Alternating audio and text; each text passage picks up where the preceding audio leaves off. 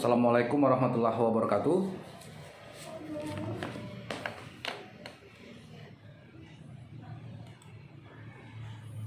Ya, terima kasih Bapak dan Ibu mahasiswa yang sudah hadir kembali di pertemuan tutorial webinar sesi kedua kita pada pagi menjelang siang hari ini ya. Baru terlihat Bapak Haryadi dan Bapak Ishak Nasroni ya. Sembari menunggu teman-teman kita lainnya, kita laksanakan saja ya tutorial webinar kita yang sesi kedua pada hari ini.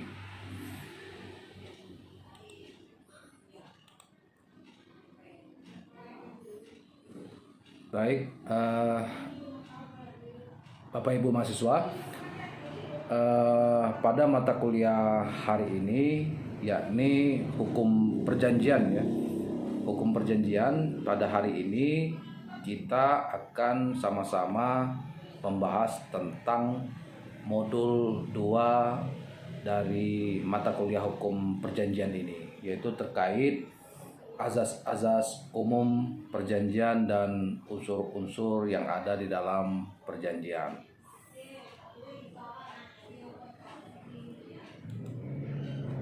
Jadi sebagai pendahuluan untuk mengawali pertemuan kita hari ini, kemarin kita sudah banyak bicara terkait perikatan, perjanjian, dan kontrak ya.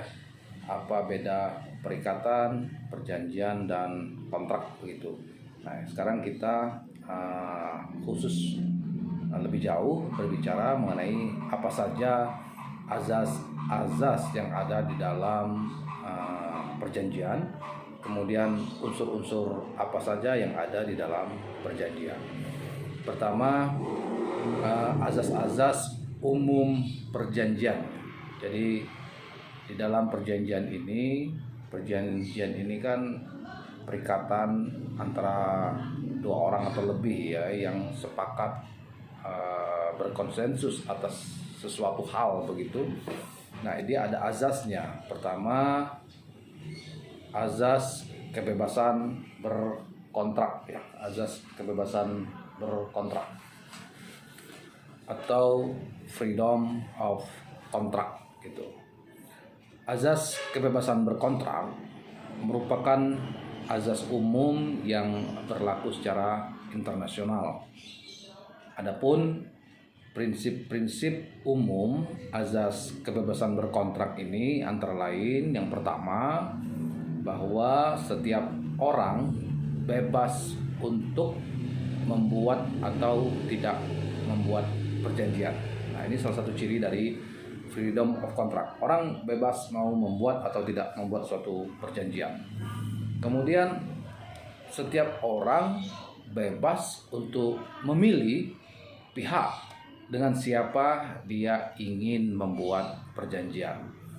Jadi kita juga diberi kebebasan sebagai subjek hukum pertama untuk memilih subjek hukum kedua dalam membuat perjanjian, begitu ya. Misalnya kita ingin membuat janji dengan salah satu anak, itu contoh kecil saja. Contoh besarnya mungkin dalam bentuk perjanjian real, misalnya perjanjian perdamaian, perjanjian jual beli, itu dalam konteks praktek sesungguhnya ya. Tapi contoh kecilnya misalnya kita dengan anak kita, kita buat janji kalau besok nilai kamu besar, ayah beri uang 100.000 misalnya. Ini suatu perjanjian yang di dalamnya ada prestasi begitu kurang lebih.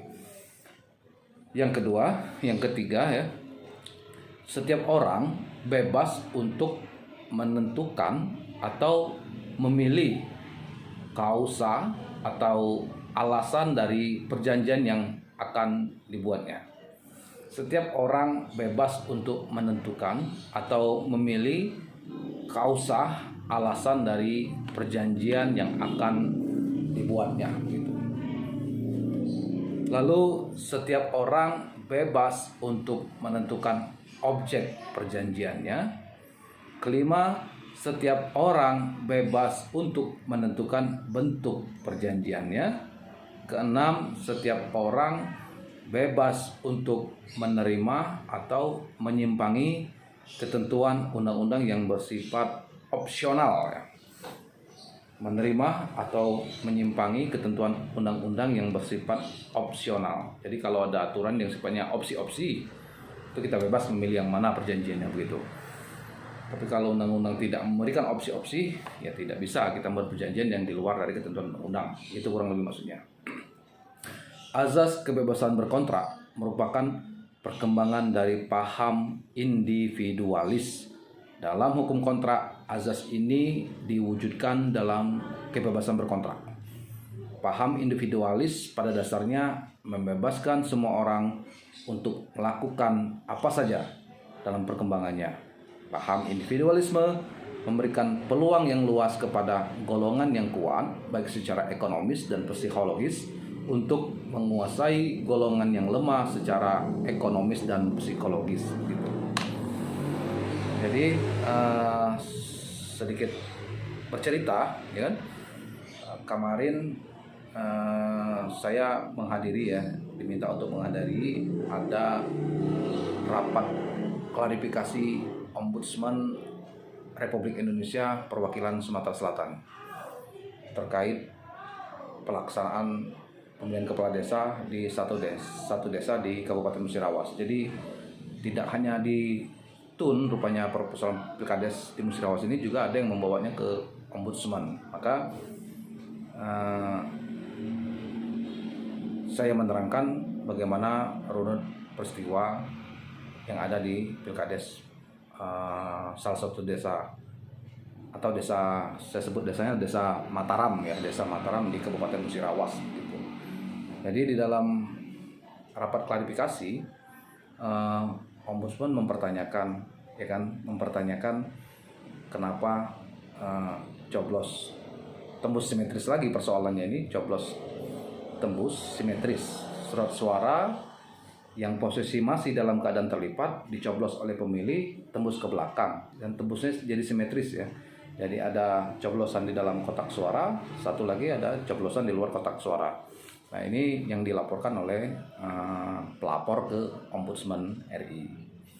Nah, jadi di kesempatan itu kemarin ini tepatnya di ruang rapat Pemkab Mura, saya menjelaskan bahwa ada kesepakatan begitu loh. Jadi ada kesepakatan antara masing-masing calon kepala desanya. Kesepakatannya isinya bahwa menyebutkan secara tegas bahwa apabila ada coblos simetris maka dianggap tidak sah. Karena ini sudah menjadi kesepakatan, objek kesepakatannya ada, yaitu terkait sah dan tidak sah surat suara itu, maka ini mengikat para pihak gitu kan. Dia mengikat para pihak karena tidak ada tipu muslihat di dalamnya, tidak ada paksaan di dalamnya, dan dilaksanakan dengan itikat baik untuk agar proses penghitungan suara dapat berjalan dengan lancar. Jadi ketika Ombudsman mempertanyakan, kami perlihatkan ya ada bukti kesepakatan. Nah, artinya apa? Bahwa kesepakatan ya kan ini salah satu produk hukum ya kan, yang juga sangat penting dalam kita melaksanakan kehidupan sehari-hari, aktivitas kita apapun itu. Apabila ada semacam perjanjian dua pihak atau lebih, maka tuangkan ke dalam sebuah korespondensi tertulis, kesepakatan yang dibuat secara bersama-sama. Nah itu di sana ada juga makna kebebasan berkontrak, kira-kira freedom of contract, bahwa setiap orang bebas untuk membuat perjanjian. Jadi kesepakatan yang dibuat oleh calon kades ini adalah mereka bebas untuk membuat kesepakatan itu sepanjang ya tidak bertentangan dengan peraturan perundang-undangan yang ada di atasnya begitu. Itu sebagai cerita tambahan ya, gitu. Lalu pihak yang kuat menentukan kedudukan pihak yang lemah, dan pihak yang lemah tidak mempunyai pilihan di hadapan pihak yang kuat. Nah, kadang ada semacam kesepakatan yang ditentukan oleh pihak yang kuat. Contoh, kita ingin mengajukan pinjaman ke salah satu bank, gitu kan. Nah, bank sudah membuat konsep perjanjiannya, gitu. Nah, kita sebagai yang lemah, mau tidak mau karena kita butuh, akhirnya kita juga menandatangani perjanjian yang sudah dibuat oleh pihak bank. Nah, itu contoh ya, itu contoh. Nah, paham ini jelas mencerminkan ketidakadilan. Kelompok ekonomi yang lemah perlu dilindungi sehingga mendapatkan hak-haknya secara layak. Nanti kita juga berbicara tentang soal klausula baku ya, bagaimana perusahaan-perusahaan membuat aturan-aturan klausula baku. Sifatnya nanti kita dalami bagaimana masuk klausula baku ini yang cenderung terkadang merugikan konsumen. Dan ini kadang kala terjadi klausula baku ini terhadap konsumen. Misalnya parkir di tempat yang sudah disediakan, cuman di tiketnya, di karcis parkir itu tertulis kehilangan ada tanggung jawab pemilik misalnya. Nah, ini juga bentuk klausula baku yang kuat terhadap yang lemah. Pasti banyak contoh-contoh yang lain nanti. Dalam posisi demikian, maka diperlukan peran pemerintah sebagai pengemban kepentingan umum untuk menjaga keseimbangan kepentingan individu dan kepentingan masyarakat. Nah, jadi perlu juga peran pemerintah agar perjanjian-perjanjian antara pihak yang kuat dan pihak yang lemah ini ada keseimbangan, ya kan? Jangan hanya menguntungkan pihak yang kuat, pihak yang lemah ini selalu dirugikan kepentingan hukumnya, kurang lebih begitu maksudnya. Nah, di Indonesia azas kebebasan berkontrak diadopsi dan dianut dengan pembatasan-pembatasan tidak melanggar undang-undang, tidak melanggar kepentingan umum, azas kepatutan, dan azas kesusilaan gitu. Untuk mengetahui contoh-contoh perjanjian ini bisa dilihat misalnya di halaman 2.4 Contohnya adalah perjanjian kerja antara buruh dan majikan ya.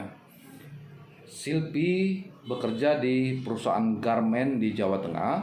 Jika menganut azas kebebasan berkontrak secara mutlak, maka Silpi dan pemilik perusahaan garmen dapat melakukan perjanjian apa saja. Dalam perjanjian kerja antara Silpi dan perusahaan garmen, maka kita dapat melakukan analisis ya sebagai berikut. Pertama, bahwa majikan adalah pemilik perusahaan sedangkan buruhnya adalah Silpi tadi. Lalu yang mempunyai kedudukan ekonomi dan psikologi yang lebih tinggi tentu adalah pemilik perusahaan. Yang mempunyai kedudukan ekonomi dan psikologi yang lebih rendah tentu adalah Silpi. Silpi berada pada posisi lemah karena Silpi lebih membutuhkan pekerjaan. Silpi tidak mempunyai banyak pilihan. Meskipun perusahaan garmen juga membutuhkan pegawai, tetapi perusahaan garmen bisa dengan mudah mendapatkan pegawai seandainya Silpi menolak mengikuti aturan yang telah ditetapkan perusahaan. Perusahaan garmen bebas menggaji berapa saja, menetapkan jam kerja, menetapkan lembur dan sebagainya. Jika Silpi tidak mau, maka berlaku hukum take it or leave it, ambil atau tinggalkan gitu ya. Jika Silpi mau mengikuti semua aturan yang ditetapkan oleh pemilik perusahaan, maka Silpi tidak boleh memprotes semua aturan yang ditetapkan oleh perusahaan. Jika Silpi tidak menyetujui aturan yang ada di perusahaan, maka Silpi tidak perlu bekerja di perusahaan tersebut. Hal ini tentu saja merupakan dilema bagi Silpi, sebab Silpi membutuhkan pekerjaan tersebut. Jika dianut sistem kebebasan mutlak, maka perjanjian antara Silpi dan pemilik perusahaan merupakan perjanjian yang tidak seimbang. Dalam keadaan seperti ini diperlukan intervensi pemerintah untuk menjaga keseimbangan. Ya, silakan Pak. Pak Endang ya. Isi namanya di kolom chatting ya. Jika dianut sistem kebebasan mutlak, maka perjanjian antara silpi dan pemilik perusahaan merupakan perjanjian yang tidak seimbang. Dalam keadaan seperti ini diperlukan intervensi pemerintah untuk menjaga keseimbangan kepentingan antara pihak yang kuat dan pihak yang lemah. Cara pemerintah melakukan intervensi dengan membuat aturan yang berhubungan dengan hubungan buruh dan majikan. Aturan tersebut dituangkan dalam Undang-Undang Ketenagakerjaan. Dalam Undang-Undang Ketenagakerjaan diatur mengenai jam kerja, upah atau gaji, waktu lembur dan sebagainya. Dalam Undang-Undang Ketenagakerjaan ada aturan yang dapat langsung dilaksanakan, tetapi ada juga aturan yang berbentuk umum. Aturan yang berbentuk umum tersebut diatur lebih lanjut dalam peraturan pemerintah maupun peraturan menteri ataupun peraturan lain yang dianggap perlu, seperti pengaturan upah minimum, komponen hidup layak, tata cara pengiriman tenaga kerja ke luar negeri dan sebagainya.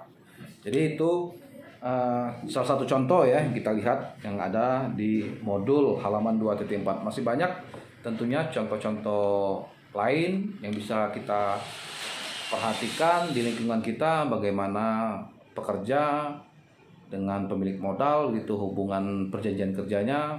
Tentu perusahaan adalah pihak yang kuat karena memiliki ekonomi dan psikologi yang lebih tinggi, dan pekerja adalah pihak yang lemah karena memiliki ekonomi dan psikologi yang lebih rendah. Nah, ini maksud dari contoh ini ya gitu. Dalam hukum azas kebebasan berkontrak ya, adalah pasal 1320 KUH Perdata, Kitab Undang-Undang Hukum Perdata.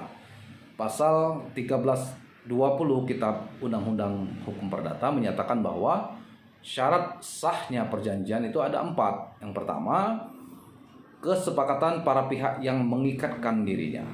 Yang kedua, cakap untuk membuat suatu perikatan. Ketiga, suatu persoalan tertentu. Yang keempat, sebab yang halal ya.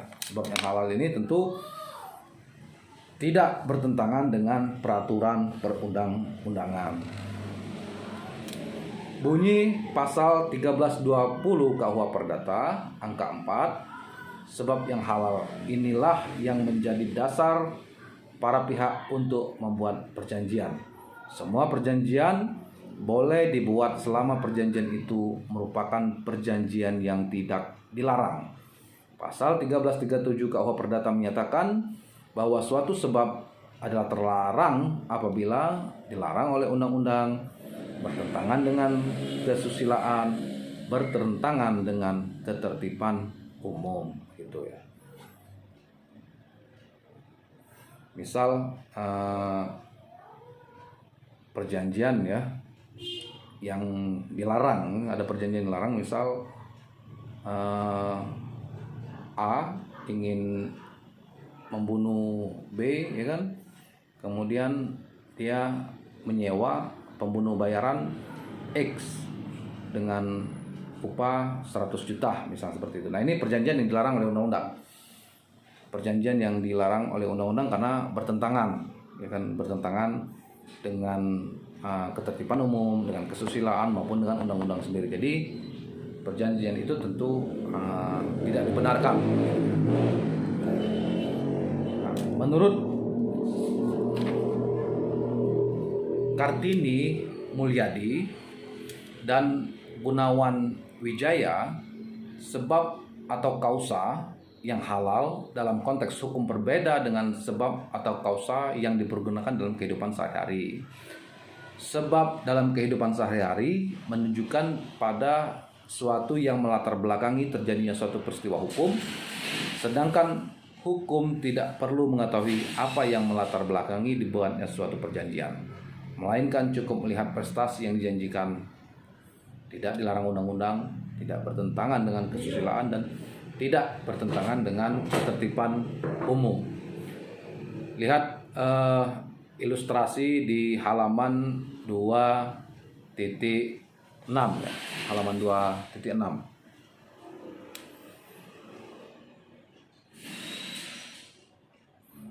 Ini beberapa contoh ya, beberapa contoh di halaman 2.6 ini. Contoh pertama, Bank W, salah satu perusahaan bank ya, bernama W, memberikan pinjaman kepada Amir untuk masa 1 tahun dengan perjanjian bahwa Amir akan mengembalikan seluruh pinjaman tersebut tepat pada akhir masa pinjaman, yaitu 1 tahun terhitung sejak penarikan dana oleh Amir. Selain kewajiban mengembalikan pokok pinjaman, Amir juga diwajibkan untuk melakukan pembayaran atas bunga pinjaman setiap bulannya dengan suku bunga yang telah ditetapkan oleh Bank W sebelumnya. Lalu juga contoh ya, contoh dalam bentuk perjanjian. Sebanyak lagi contoh-contoh beserta analisis permasalahan ini bisa dibaca ya, bisa dibaca sekaligus nanti bisa kita diskusikan bersama-sama.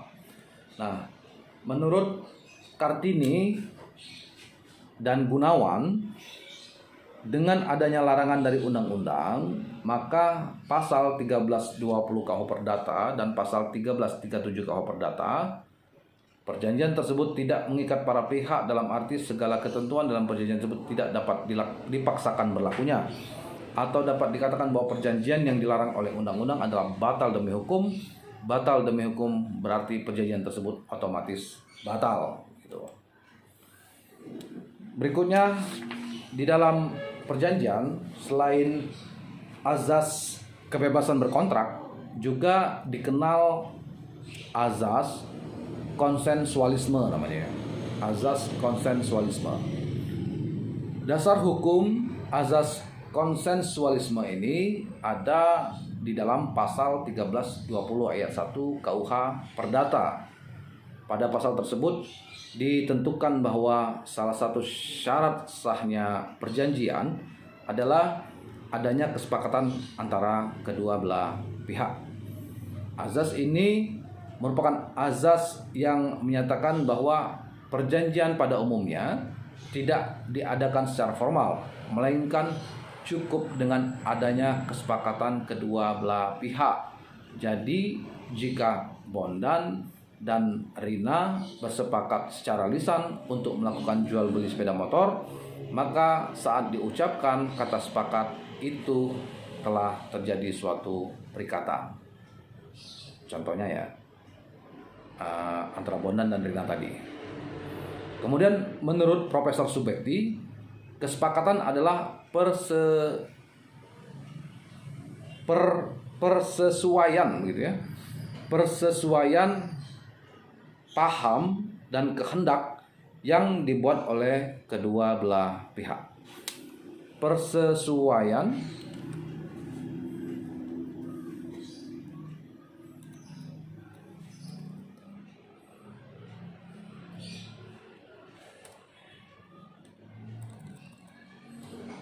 ya. Menurut Profesor Subekti, kesepakatan adalah persesuaian paham dan kehendak yang dibuat oleh kedua belah pihak. Meskipun perjanjian sudah mengikat, walaupun hanya diucapkan secara lisan, mengapa orang lebih memilih perjanjian tertulis? Sebab perjanjian tertulis lebih formal dan lebih memberikan kepastian hukum terhadap hak dan kewajiban para pihak. Jadi perjanjian lisan itu mengikat, ya kan? Mengikat, tetapi akan lebih baik bila dituangkan dalam bentuk korespondensi tertulis begitu ya. Sebab apabila ada suatu perjanjian yang dituangkan dalam bentuk tulisan, dia lebih memberikan kepastian hukum terhadap dan kewajiban para subjek hukumnya, begitu maksudnya. Nah, menurut Kartini, Mulyadi dan Gunawan Wijaya, Kitab Undang-Undang Hukum Perdata tidak memberikan rumusan mengenai formalitas kesepakatan yang harus dipenuhi, kecuali dalam berbagai ketentuan khusus. Contohnya, ketentuan hibah yang diatur dalam pasal 1683 KUH Perdata yang berbunyi,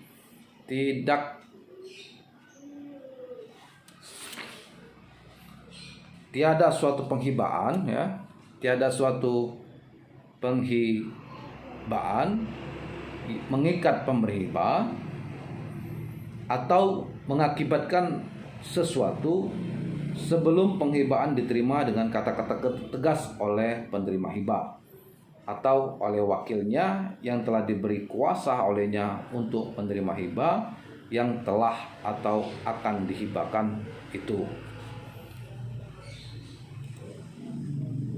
Jika penerimaan itu tidak dilakukan dengan akta hibah, maka penerimaan itu dapat dilakukan dengan suatu akta otentik kemudian, yang naskah aslinya harus disimpan oleh notaris, asal saja hal itu terjadi waktu pemberi hibah masih hidup.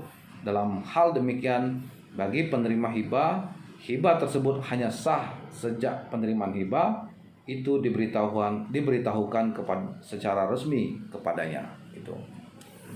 Pengertian di atas mengandung makna bahwa hibah cukup diucapkan secara lisan, maka sudah mengikat para pihak. Akan tetapi, hal yang harus diingat adalah jenis benda yang dihibahkan akan menentukan formalitas pemberian hibah, gitu. Jika pemberian hibah adalah benda-benda bergerak seperti buku, kendaraan motor, perhiasan, dan sebagainya, maka pemberian hibah tidak memerlukan akta notaris dan cukup diserahkan kepada si penerima hibah atau diberikan kepada orang lain untuk diteruskan kepada yang diberi hibah.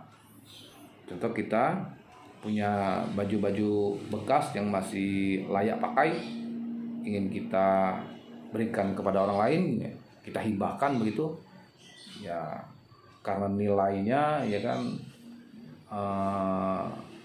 benda hibah itu menentukan formalitas pemberian hibah, maka untuk baju tentu tidak perlu harus ada akta notaris seperti itu misalnya, ya. Nah, jika yang dihibahkan adalah benda-benda seperti tanah, maka sesuai dengan pasal 1682 KUH Perdata, hibah tersebut harus dicatat dalam akta notaris dan naskah asli disimpan oleh notaris tersebut. Pasal 1682 KUH Perdata menyatakan bahwa tiada suatu hibah yang disebutkan dalam pasal 1687 dapat dilakukan tanpa suatu akta notaris yang minut atau naskah aslinya harus disimpan pada notaris itu.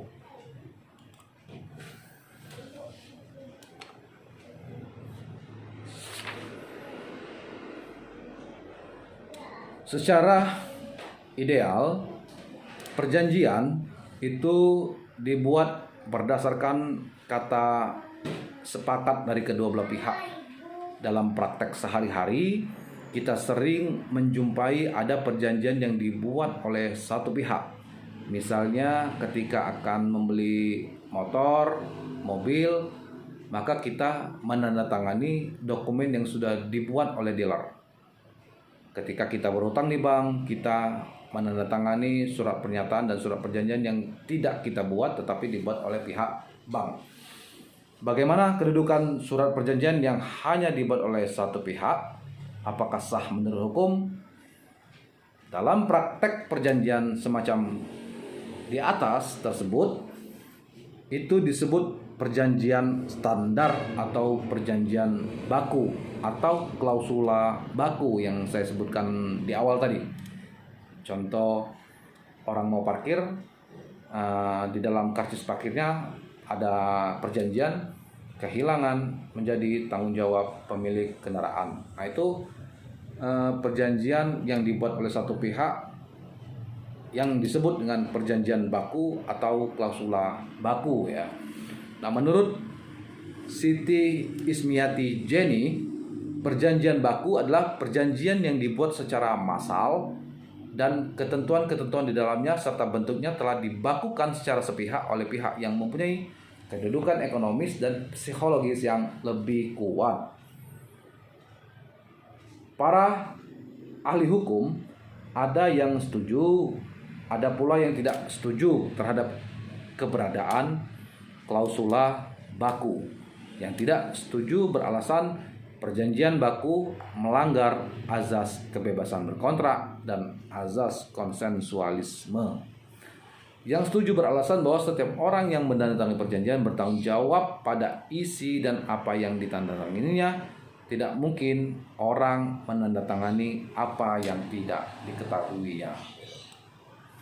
Nah, kesimpulan dari pendapat yang setuju dan tidak setuju dikemukakan Miriam Darus Badruzzaman yang menyatakan bahwa motivasi diterimanya perjanjian baku adalah bahwa hukum itu berfungsi untuk melayani masyarakat dan bukan sebaliknya. Jadi, meskipun perjanjian baku atau klausula baku bertentangan dengan azas hukum perjanjian maupun kesusilaan, tetapi dalam praktik perjanjian ini tumbuh karena keadaan menghendakinya dan harus diterima sebagai kenyataan.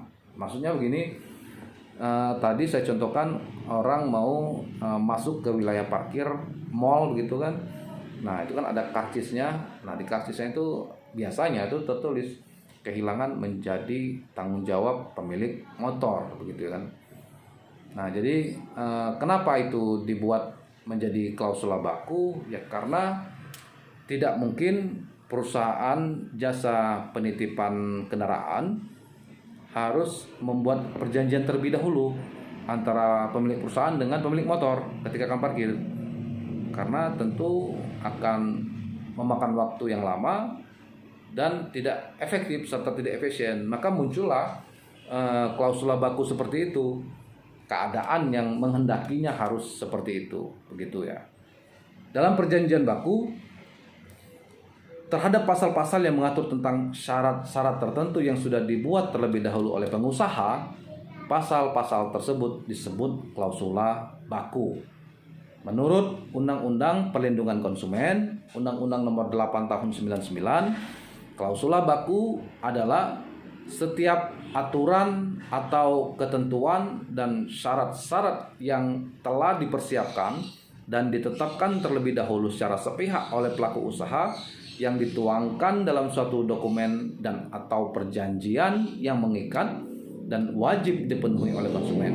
Klausula baku terdapat pada kwitansi, terdapat dalam faktur, dalam tiket perjalanan, dalam karcis parkir seperti tadi contohnya, dan seringkali merugikan konsumen pada umumnya. Contoh, karcis parkir motor Helen yang hilang menjadi tanggung jawab pemilik motor, begitu kan. Itu contoh ya. Dalam praktek, baik Pak, yang hadir silakan tulis namanya di kolom chat ya.